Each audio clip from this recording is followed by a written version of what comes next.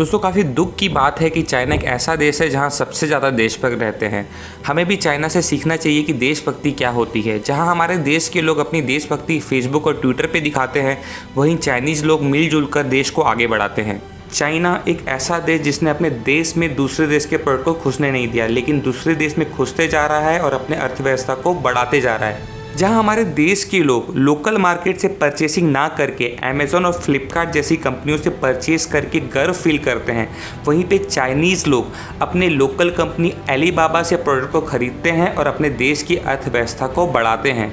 जहां हम फेसबुक जैसी सोशल मीडिया का यूज़ कर अपना टाइम वेस्ट करते हैं और इसका रेवेन्यू भी विदेशी कंपनियां ले जाती हैं, वहीं पे चाइनीज़ लोग अपने लोकल सोशल मीडिया प्लेटफॉर्म रैन का यूज़ करते हैं। व्हाट्सएप की जगह वो यूज़ करते हैं वीचैट और हमेशा अपने स्वदेशी प्रोडक्ट को बढ़ावा देते हैं। ऐसा नहीं है कि हमारे देश में ऐसे एप्लीकेशन और प्रोडक्ट को नहीं बनाया जा सकता, लेकिन इंडियन प्रोडक्ट को इंडियन लोगों और इन्वेस्टर का साथ नहीं मिल पाता। ऐसे में चाइनीज़ कंपनी इसी बात का फ़ायदा उठा के अच्छा खासा इन्वेस्टमेंट कर देती है इंडियन स्टार्टअप्स पे। हम दिन पे दिन चाइनीज़ एप्लीकेशन और प्रोडक्ट का गुलाम होते जा रहे हैं। अगर भविष्य में कभी युद्ध हुआ तो उसे आज की दुनिया में सिर्फ बल की बदौलत नहीं जीता जा सकता, उसके लिए इंफॉर्मेशन की भी ज़रूरत होगी और यही सारा काम कर रही है चाइनीज़ एप्लीकेशन।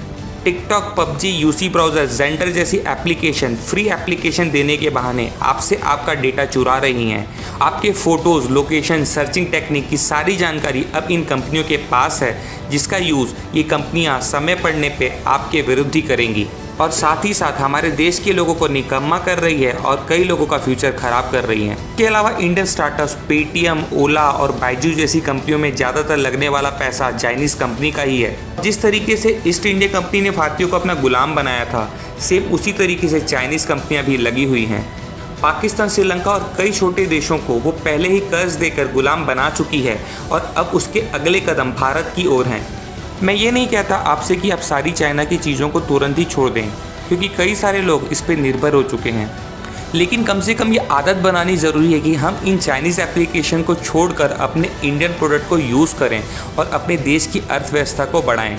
चाइना के लिए सबसे बड़ा मार्केट इंडिया ही है। वो लगभग 450 बिलियन का प्रोडक्ट इंडिया में एक्सपोर्ट करता है, वहीं इंडिया दूसरी ओर सिर्फ 110 बिलियन का ही प्रोडक्ट एक्सपोर्ट कर पाता है चाइना को।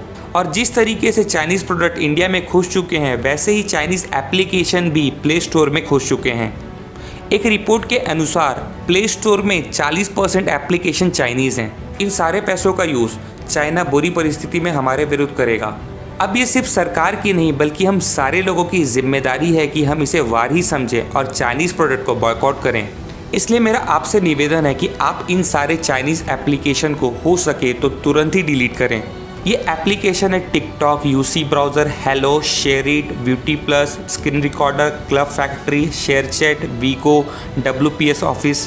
अगर हो पाए तो इन एप्लीकेशन को आप तुरंत ही डिलीट करें और अब आपकी ये जिम्मेदारी है कि आप इस मैसेज को ज़्यादा से ज़्यादा लोगों तक शेयर करें।